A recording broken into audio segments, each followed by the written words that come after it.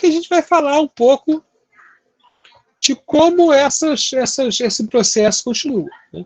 Então, basicamente, o esquema mental, o modelo mental que a gente tem aqui, né, é uma atividade de pesquisa, tá? Onde alguém que vai tomar uma decisão, por exemplo, se eu vou ver o filme ou se eu vou comprar uma empresa de bilhões de dólares, se baseia no conhecimento de outros que estão disponíveis na rede, né? Então, o que eu vou fazer é escolher um caminho a partir de consultas sucessivas, tá, para encontrar aquela informação, né? E a cada passo do caminho, eu olho em volta de mim, ou seja, eu vejo as minhas respostas, e eu decido que caminho seguir no próximo passo. Ou decido escolher uma informação ali. Okay? Então, a busca é um caminho onde eu tenho uma interação com outro sistema, onde a cada passo eu decido para onde eu vou. Eu não decido no começo qual é o meu caminho, mas é um caminho decidido interativamente. Tá?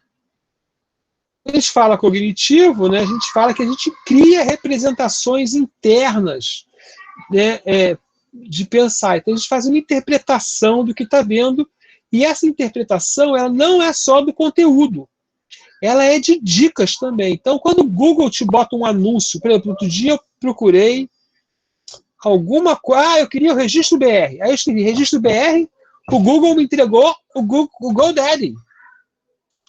Porque, como primeiro link, eu cliquei lá para comprar um registro, cliquei no GoDaddy. Falei, não é isso que eu quero registro BR, eu quero comprar um registro do registro BR, não do GoDaddy. Né?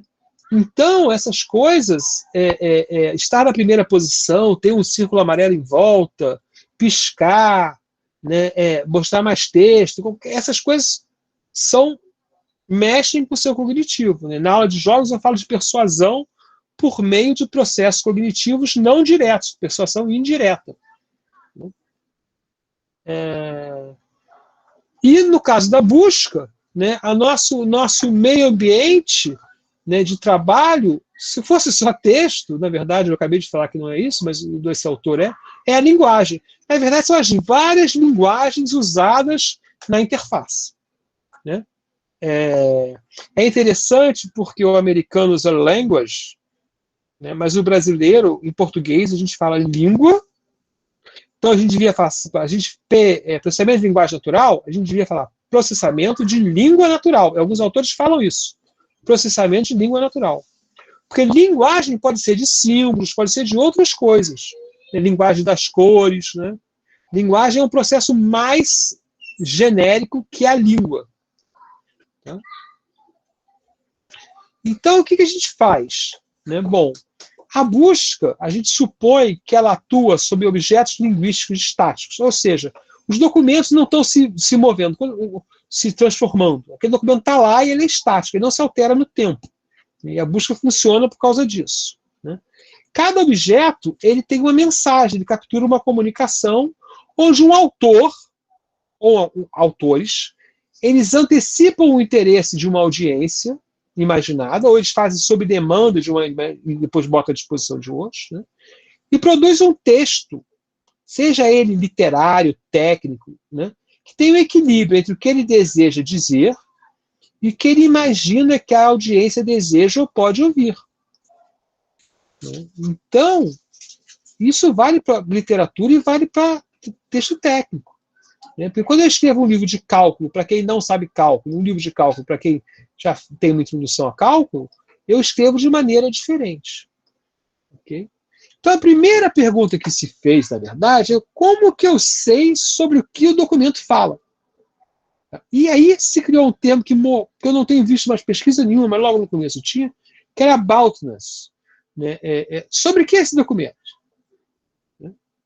Só que a gente não pode saber realmente o que um documento fala, como a música do Chico Buarque fala sobre a Revolução dos Escravos, né?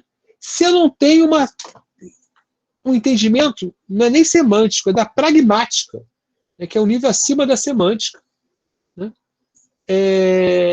Sobre o documento. Não sei se ainda se estuda aboutness.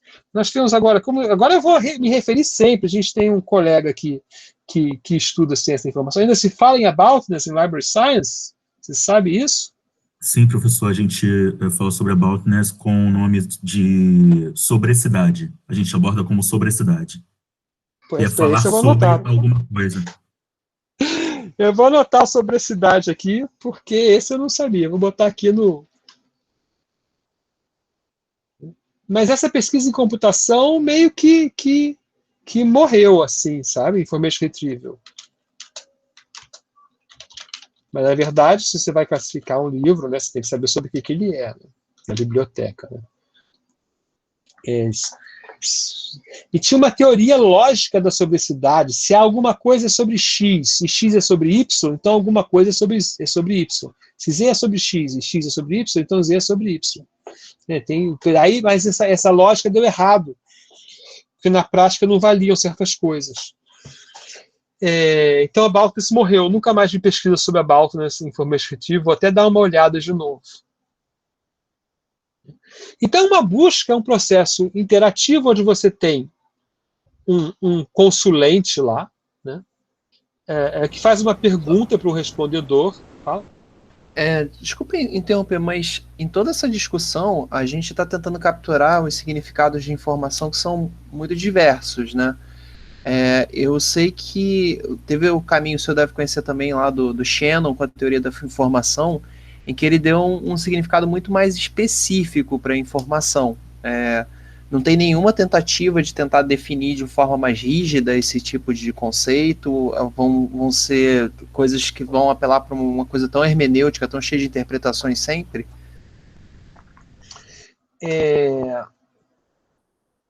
Eu, quando comecei a refazer esse curso, ou seja, para essa matéria, eu peguei uns textos de Information Theory, né, porque eu gosto muito do Shannon. E a gente já usou, já orientei uma tese de doutorado, onde a gente, por exemplo, utilizou a teoria do ruído, lá, o modelo clássico do Shannon lá, né, de emissor, receptor, ruído, né, para resolver algumas coisas. Mas, mas a teoria específica meio que não serve para a gente. Eu não consegui ver ainda como serve para a gente. Tá? Essas questões, inclusive, de relevância e coisas assim, elas são mais comuns na Information Science e não na Information Retrieval e nem na Information Theory. Tá? A Information Theory vai para um lado mais matemático, né? Mas eu estou com isso em aberto aqui para dar uma procurada e ver se na Information Theory tem alguma coisa que sirva. Tá? Esses artigos de relevance são da Information Science. E os algoritmos que nós vamos ver, provavelmente a partir da próxima aula, são de Information Retrieval, na computação. Apesar de ter um pessoal de Information Science dentro dessa área também, mas os papers de Information Retrieval são papers clássicos de computação. Tá? Obrigado. Desculpa a interrupção que o senhor falou. Estava falando de coisas que são tão genéricas, é tão pouco comum na engenharia, eu acho, a gente tentar fazer uma abordagem tão aberta, né? Eu lembrei da teoria da informação, fiquei curioso para saber se tinha alguma linha nesse sentido. Mas você vai ver que para o computador funcionar, a gente vai esquecer um monte de coisa. Tá? Só que a minha questão é exatamente essa. Quando você, por exemplo, bota um modelo vetorial tradicional, você está fazendo uma suposição que o fato de uma palavra aparecer, a outra não vai aparecer, que as palavras aparecem de forma independente. Quando você vai resolver a maior parte dos problemas probabilísticos, abordagens probabilísticas, você faz a mesma suposição. Porque é uma suposição cara você falar que a presença de uma palavra é influenciada pela presença de outra. Tá? Então, a gente vai caindo em algoritmos mesmo, e aí, às vezes, a gente vai calcular entropia, coisas assim. Se eu tirar essa palavra, colocar essa palavra, aumenta ou diminui a entropia, e aí a Information Theory começa a fazer sentido nos nossos algoritmos. Tá? Mas na interpretação, a gente está falando de linguística, na verdade, que é outra área aqui, que eu podia botar uma transposição. O que a gente vai falar? Vocês estão vendo, vocês vão receber informações que eu estou transferindo para vocês, né, que vêm das minhas leituras, do meu estudo de Information Retrieval, que levou a estudar linguística e linguística computacional, principalmente, que levou a estudar Information Science, e que me levou a estudar também Information Theory, só que eu sabia Information Theory antes, né, porque eu sou engenheiro eletrônico, mas que me levou hoje a falar, bom, está na hora de eu olhar Information Theory de novo para ter que se tem alguma coisa que me atenda nesse ponto. Tá, mas está lá guardado ainda na caixinha, não abri essa caixinha de novo, não. Tá? Obrigado, professor. Também é uma caixinha que está lá guardada, um dia eu espero voltar nela, ela é bem interessante, mas... Ele é bem interessante, e eu tive um professor que sabia usar muito bem, ele dava problemas que ninguém entendia, eu entendi, eu gostei das coisas, e as pessoas nem sabiam, mas cadê a information? Não, eu falava assim, o cachorro está andando, ele fala assim, o cachorro vai andando por um caminho, levando um copo d'água, ele bebe água, qual é a entropia? Aí o pessoal viajava na batatinha, entendeu? Porque o pessoal estudou o problema do livro que calcula os bits, não sei. Aí você tinha que pensar, você diminuiu a água pela metade, ele bebeu, mas ele achou o caminho, não sei lá o que e tal. Era muito doido, porque tem usos muito mais sofisticados de information theory. E o artigo do Shannon é brilhante. Eu sou fã do Shannon. Bom, vamos em frente. E olha só, tudo isso aqui, agora ferrou, porque agora ele falou do Shannon, né, toda aquela figurinha que eu desenhei, né?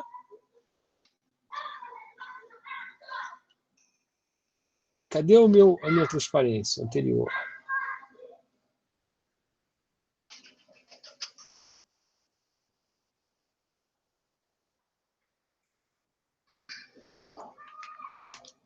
Isso aqui, isso aqui é Shannon puro. Tem um emissor, um receptor e um ruído. Tá? Saiu daí essa figurinha. Só que eu tive que explicar essa figurinha para quem não sabe teoria da informação. Mas bastava te dizer, tem o receptor, o emissor da mensagem, a mensagem fica guardada, guardar é um ruído, por consultar é um ruído. Tem várias caixinhas de ruído adicionais aí, a gente pode estudar isso. Tá?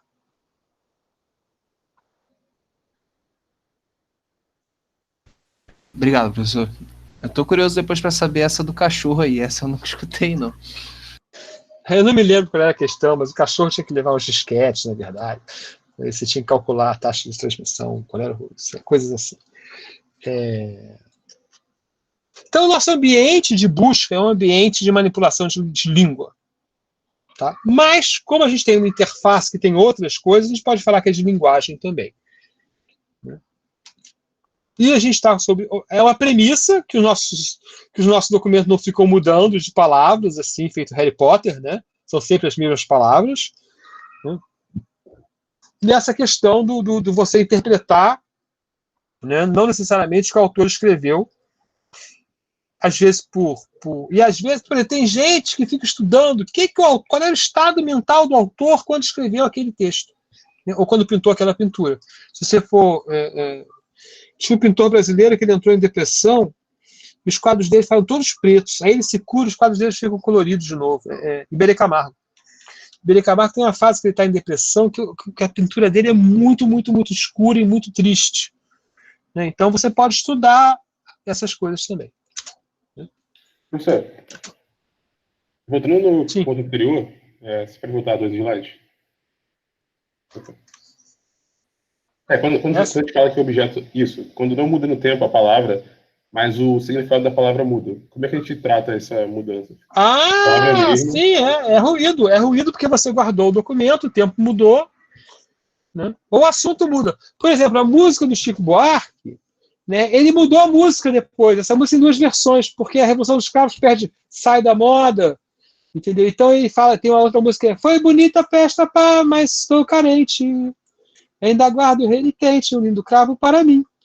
Ele muda a música, porque mudou o significado da Revolução dos Cravos. Não foi nem da música, mudou a história do nível, entendeu? Passou o tempo, a música perdeu o sentido naquele de 75. Então, isso a gente é mais o ruído. Tem mais coisa, pode ficar errado a informação, né? Se você for ler lá a Breve História do Tempo, Steve Hawking, né? O livro ficou todo cheio de erro com o tempo. Então tem muitos problemas de tempo ali que são interessantes, né? E especificamente palavras mudam de sentido. É um dos problemas que tem com o tempo. Perfeito, valeu. Se souber, vê só, um sistema super inteligente que sabe que as palavras mudam no tempo e sabe se resolveria. Você tem lá um sistema mágico, né? Um gênio da lâmpada que pode resolver tudo isso. Tá? Só que não existe, né? Perfeito. Então você tem essas duas entidades, quem está fazendo a consulta e quem está respondendo, um faz uma pergunta, outro dá uma resposta, e eu tenho uma grande vantagem, que é a seguinte: se eu avaliar a resposta, se atende a mim ou não, o respondedor ele pode me dar uma resposta melhor. Tá? Então a busca, ela pode ser estudada e ela geralmente os mecanismos são avaliados por uma pergunta. Mas no mundo real nunca é assim. No mundo real é sempre um diálogo. É um diálogo onde eu busco e eu vejo a resposta e eu mudo a minha pergunta. Ok? Podendo ou não dizer diretamente para o meu sistema se eu gostei ou não das respostas dele, ou seja, se as respostas são relevantes ou não para mim. Tá? Nessa pergunta, o usuário tem um estado mental, um estado cognitivo, diferentes. Né? Um fala de que ele está realmente pensando, outro pode falar de situações que ele está sofrendo ali. Ele tem um gap no seu conhecimento, que depois a gente vai chamar de necessidade real, né, de informação, né? E uma motivação para ele eliminar. Então ele quer achar algo sobre alguma coisa, mas ele pode não saber caracterizar o algo. Né? Então esse é o paradoxo da busca. Se você soubesse o que você quer, você não precisava buscar. Então você está sempre tratando nos problemas interessantes, onde eu não falo lá uma coisa muito simples, né? Mas quando você tem a web e todos os documentos lá, você ainda tem o problema do documento que melhor atende, né? Então é sempre isso, né? Você tem o paradoxo da busca. Você sempre está procurando algo. Então, fazer uma consulta de qualidade é uma das partes mais difíceis do usuário cumprir a necessidade de informação, logo do sistema ajudar o usuário a cumprir isso. Né? Essa consulta, então, é uma expressão externa do estado cognitivo interno, né? Tipicamente mal definido, o estado interno. Expresso numa linguagem de consulta fraca. A linguagem de consulta no Google é horrorosa, mínima. Por quê? Porque não adianta botar uma linguagem complicada lá que ninguém vai saber usar. Né? Só eu e vocês. E os outros pesquisadores de information retrieval, os bibliotecários e pessoas desse tipo. Né? Quando você constrói a resposta, envolve o estado cognitivo do respondedor. Né?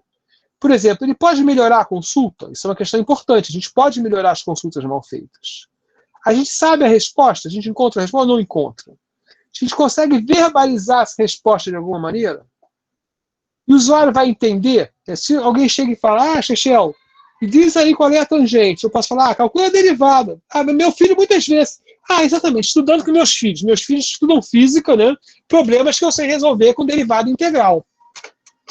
Aí eles perguntam, como é que resolve isso? Pô, isso aí é derivada do integral do não sei lá o quê.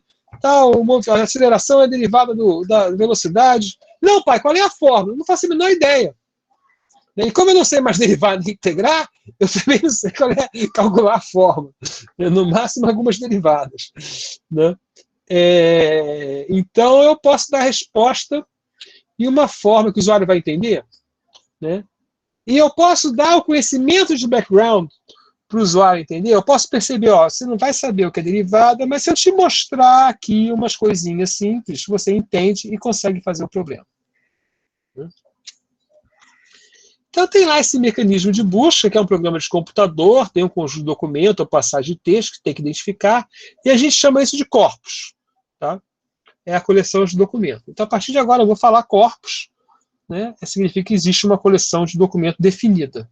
E normalmente a gente trabalha, né, até o Google trabalha, com a ideia que não só o documento é físico, mas que o corpus é fixo. Tá? Por que é o corpus mudando? O corpus mudando eu avalio agora e avalio depois, como se fosse fixo antes e fixo depois.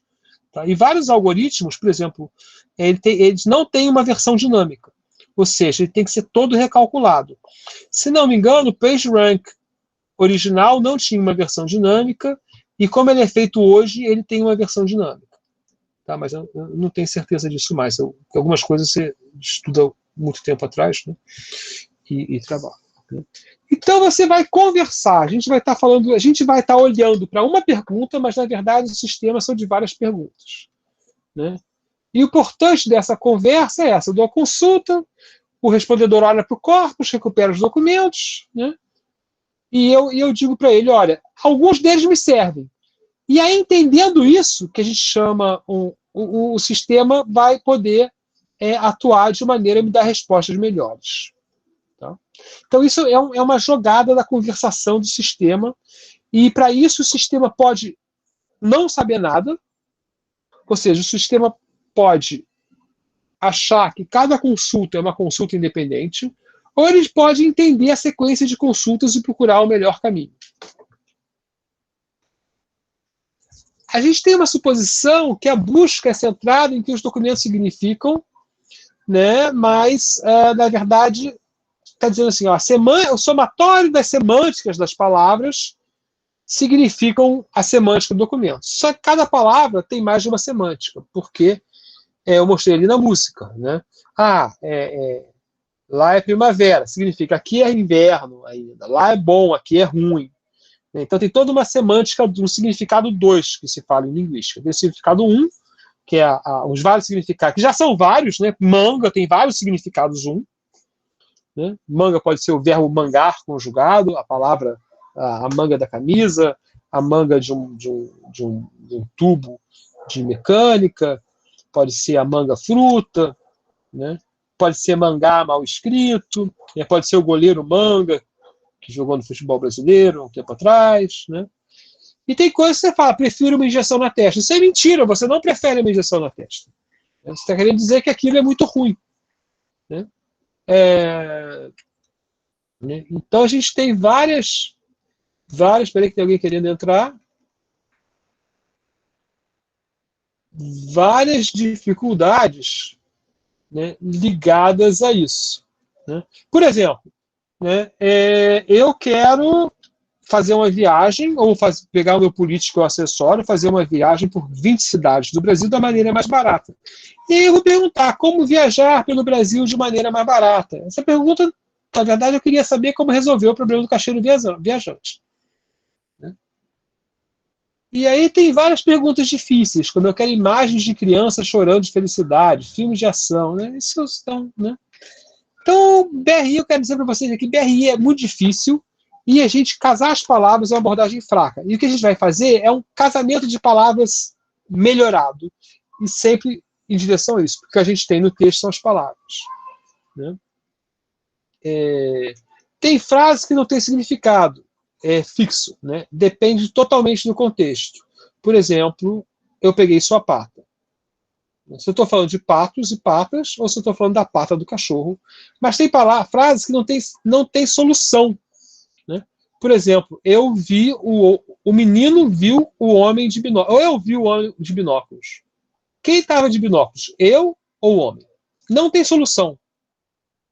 A não ser que a frase seguinte diga, eu guardei o binóculo. Mas se tem a frase isolada, eu vi o homem de binóculos, não tem solução. E se tiver solução, pode estar longe. Né? Pode ter uma sequência que eu comprei um binóculo, fui passear, e conheci isso, e aí eu vi o homem de binóculos. E aí como eu comprei, mas podia até ser que eu com o meu binóculo vi o homem de binóculo. Então muito complicado. Tem coisas que não tem solução mesmo na língua. Tá? Para deixar isso claro. Então, por exemplo, buscar a pesca de lula, isso aí já funcionou, eu fui procurar a pesca de lula, achei presidente de lula. Né? E tem uma coisa muito pior, que é a pragmática. Né? Porque a linguística se divide entre a fonética, onde analisa os sons, a morfologia, onde analisa as partes significativas das palavras, a léxica, né, onde analisa as palavras, os símbolos, a sintática ou gramatical, onde analisa a estrutura, a semântica, onde analiso o significado, e a pragmática, que eu analiso o objetivo daquela sentença. Né? Então, por exemplo, aqui em casa tem uma brincadeira que é a seguinte: se eu quero café, eu estou no sofá, 5 da tarde eu quero um café. Eu falo para minha mulher, você não quer um café? Como se eu estivesse oferecendo um café para ela. Isso vem da família, a minha sogra que faz assim. Né? E como eu estivesse oferecendo um café para ela. Então, em qualquer texto, se você estivesse lendo isso, em qualquer família outra que você estivesse ouvindo isso, você acharia que eu estou oferecendo um café para ela. Mas ela sabe que eu estou pedindo para ela fazer um café para mim. Porque eu usei num contexto específico para obter isso. Isso é a pragmática. Então, o que eu quero dizer em toda essa aula é que todas as abordagens que a gente vai fazer, né, elas são simplificações. E é importante saber disso e é importante saber que simplificações estão sendo feitas. Né? Ok, novamente eu falo um pouquinho aqui, né, que na ciência da computação a maioria dos algoritmos busca uma resposta certa. Né? Até as heurísticas de otimização, ela busca uma resposta certa, porque ela sabe que existe um mínimo. Né? Mas em BI não tem uma resposta certa. Né? Porque se eu te mostro uma lista de documentos, fala só, ou nesse instante, o primeiro documento é o mais relevante para você, e o segundo é o segundo mais relevante, e eu leio o primeiro, eu posso tornar o segundo documento irrelevante, porque ele só tem informação que eu já só tinha no primeiro. Okay? Então, não tem resposta certa mesmo. Né? E, então, é difícil de medir a efetividade dos algoritmos. Porque são heurísticos e porque o usuário é um distúrbio. Né?